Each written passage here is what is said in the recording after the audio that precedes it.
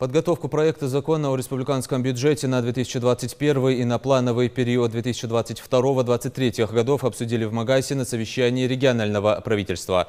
Заседание Кабмина прошло под руководством председателя правительства Владимира Сластенина. Подробности в нашем материале.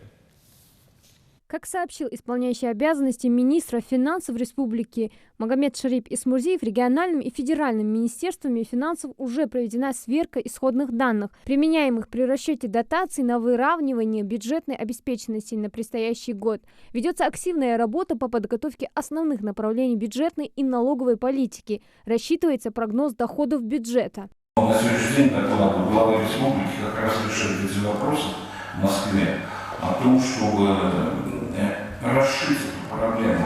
Глава ведомства отметил, что при формировании республиканского бюджета приходится учитывать и множество дополнительных факторов и действовать в условиях различных ограничений.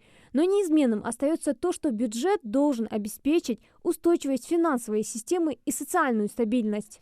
На первом месте, все-таки социальная выплата. Мы даже в этом году умудрились выплатить социальные долги за 2017 год. Поэтому прошу внимательно всех, господа министры. Как подготовим бюджет, так и весь год следующий проживем. Владимир Сластенин обозначил точные сроки всех этапов создания бюджетного пакета с учетом обязательств по доработкам, прохождения проверок и контрольных мероприятий. Проект бюджета должен быть готов к рассмотрению не позднее 1 ноября. Уважаемые коллеги, министры, вот обратите внимание, мы должны в наше собрание внести документ бюджета на трехлетний период до 1 ноября. Причем этот документ должен будет согласован с прокуратурой. Это очень большая работа. Бюджет принимали 30 декабря.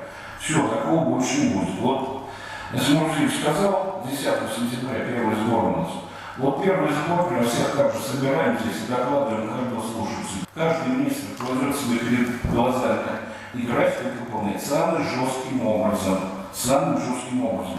Поэтому вот контроль, еще раз контроль.